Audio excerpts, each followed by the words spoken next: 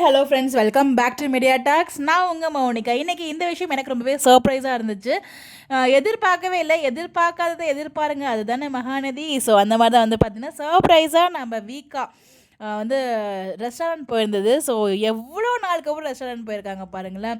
So இதுக்கு முன்னாடி லாஸ்ட்டாக வந்து இந்த மாதிரி ரெஸ்டாரண்ட் சீன் இந்த சீனை பார்த்ததுமே எனக்கு ஞாபகம் வந்த சீன் வந்து பார்த்திங்கன்னா, நம்ம காவிரியோட ப்ரீ பர்த்டேக்காக வந்து பார்த்திங்கன்னா நம்ம விஜய் கூட்டு போவார் இல்லையா, ஒரு மாதிரி ஒரு மெரூன் கலர் காஸ்ட்யூம் வந்து போட்டிருப்பாங்க. ஸோ அங்கே பர்த்டே டெக்கரேஷன்லாம் பண்ணி ப்ரீ பர்த்டே செலிப்ரேஷன் நடக்கும். அப்போயுமே காவேரிக்கு பிடிச்சதெல்லாம் சொல்வார். எப்படிங்களுக்குலாம் தெரியும் அப்படிங்கிற மாதிரி ஆசைப்பட்டு அப்படியே ஒரு மாதிரி ஆச்சரியமாக கேட்பாங்க. இன்றைக்கி வந்து பார்த்திங்கன்னா எப்படி நீங்கள் ஞாபகம் வச்சுருக்கீங்க, பெருசாக பசங்களுக்கு அவ்வளோ ஞாபகம் இருக்காது இல்லை அப்படிங்கும்போது, ஸோ பசங்களை பற்றி எனக்கு தெரியாது, பட் எனக்கு உனக்கு என்ன பிடிக்குங்கிறது எல்லாமே தெரியும் அப்படிங்கிற மாதிரி சொன்னது. அப்புறம் டெசர்ட் அப்படிங்கிறது எனக்கு அப்படியே அந்த ஆஃப் ஸ்க்ரீனில் கேக் விட்டு தான் ஞாபகம் வந்துச்சு.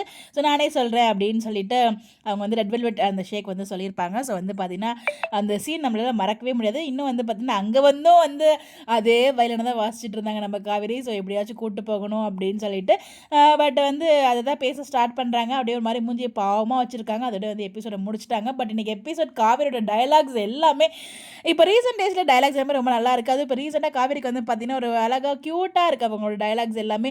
அது விஜய் கிட்டே பேசும்போது வந்து பார்த்தீங்கன்னா இன்றைக்கெலாம் வந்து நானே எவ்வளவோ முயற்சி பண்ண முடியல அப்படின்னு சொல்லிட்டு உண்மையை ஓப்பனாக சொன்னது. அதுக்கப்புறம் வந்து திருப்பி அதையே பேசுகிறது நம்மளுக்கு நல்லா இருக்க மாதிரி தாங்க எனக்கு ஃபீல் ஆகுது. ஒரு இன்றைக்கி எபிசோட் நான் ரொம்ப ரசித்து பார்த்தேன்.